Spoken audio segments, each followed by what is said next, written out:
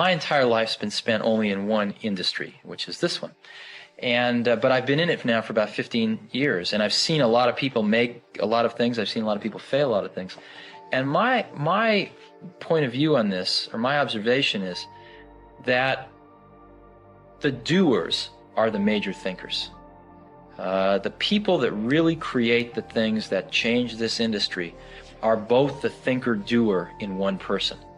And if we really go back and we examine, did Leonardo have a guy off to the side that was thinking 5 years out in the future what he would paint or the technology he would use to paint it? Of course not. Leonardo was the artist, but he also mixed all his own paints. He also was a fairly good chemist, knew about pigments, knew about human anatomy, and combining all of those skills together, the art and the science, the thinking and the doing, was what resulted in the exceptional result. And there is no difference in our industry. The people that have really made the contributions have been the thinkers and the doers. A lot of people, of course, it's very easy to take credit for the thinking. The doing is more concrete, but it's very easy for somebody to say, oh, I thought of this 3 years ago.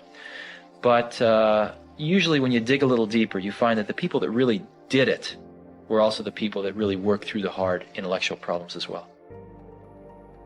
We try to hire really smart people, but we have a very simple organization, and we try to focus and do very few things well. And focusing's hard because focusing doesn't mean saying yes, it means saying no. So we decide not to do a lot of things so we can focus on a few handfuls of things and do them well. And I think everybody working at a company wants to do something great. They want to be excited about what they're working on, and they want to be recognized for it if they do a really great job. So we just try to allow people to do the best work of their lives at Apple and get it out to 25 million customers that we have. And that's very exciting. And when you're working on something and if this works out, up to 25 million people are going to use this. It's very motivating.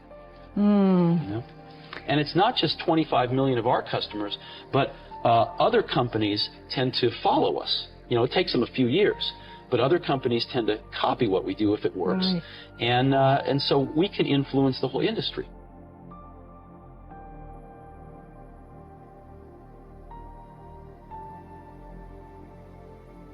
When I was a young kid, there was a widowed man that lived up the street.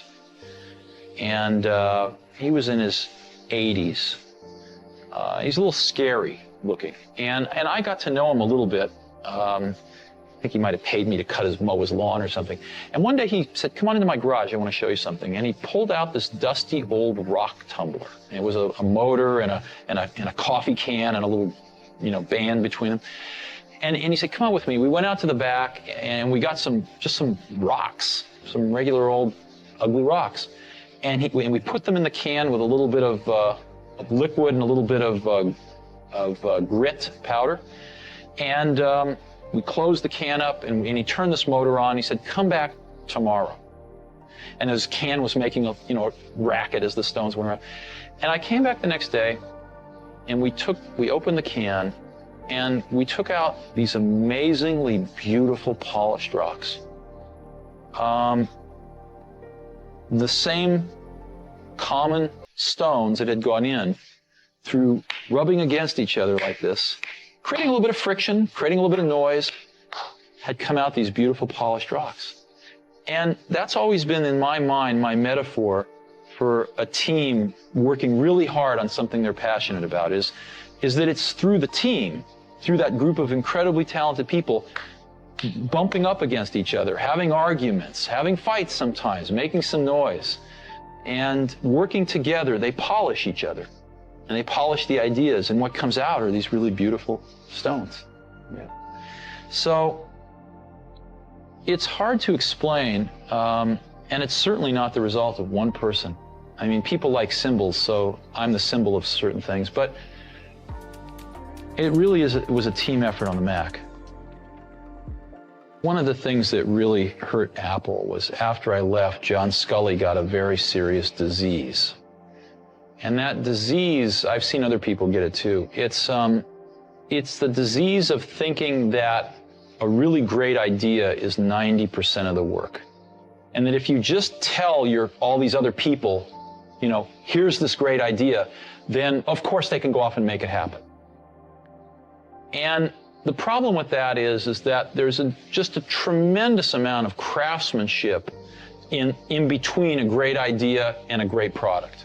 And as you evolve that great idea, it changes and grows. It never comes out like it starts, because you learn a lot more as you get into the subtleties of it. And you also find there's tremendous trade-offs that you have to make. I mean, you know, there are just certain things you can't make electrons do. There are certain things you can't make plastic do or glass do.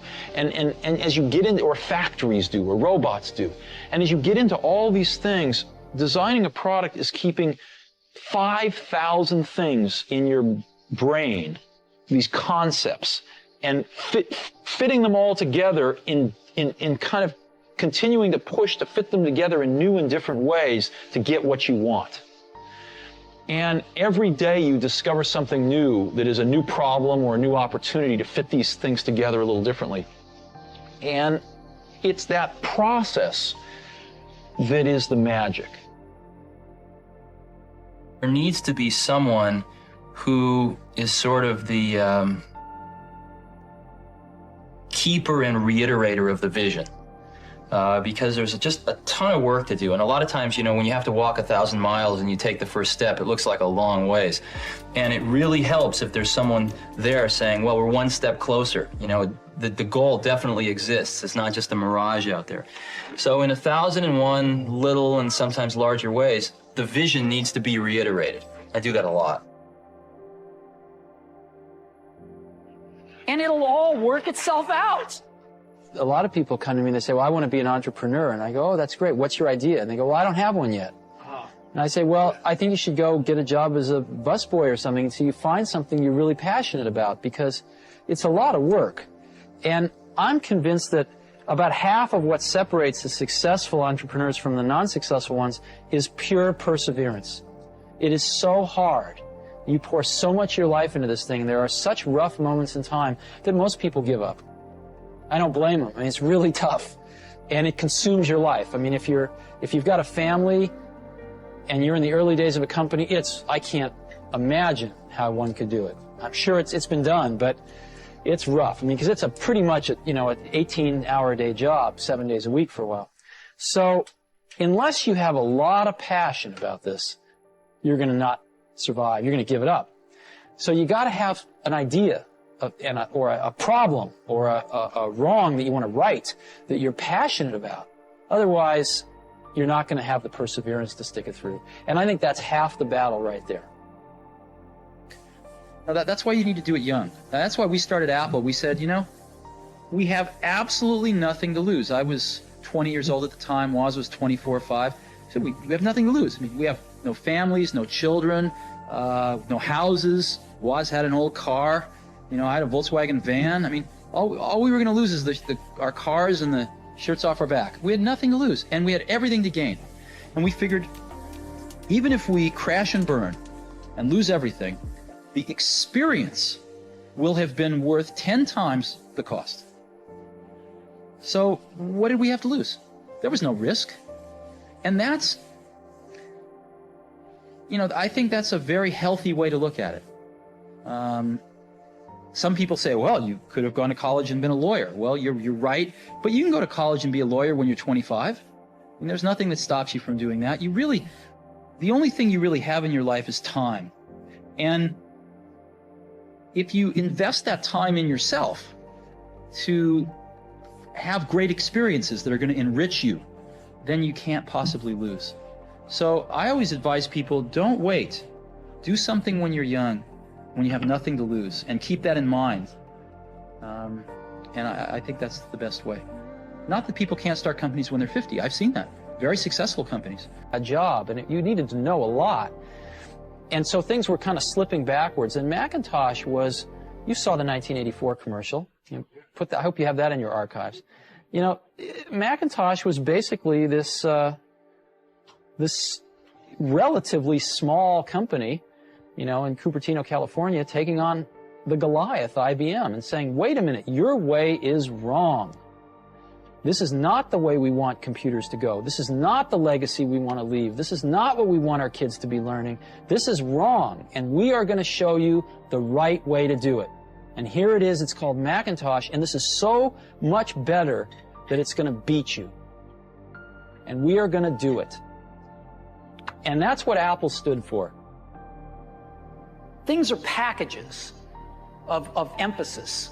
Some things are emphasized in a product, some things are not done as well in a product, some things are chosen not to be done at all in a product.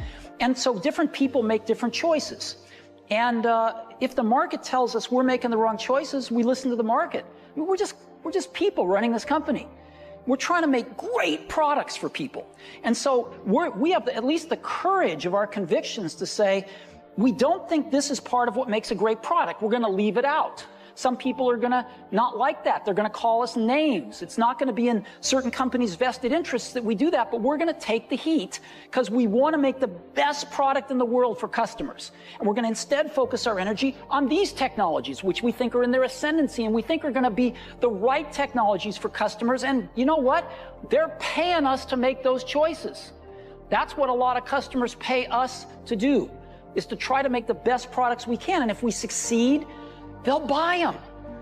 And if we don't, they won't.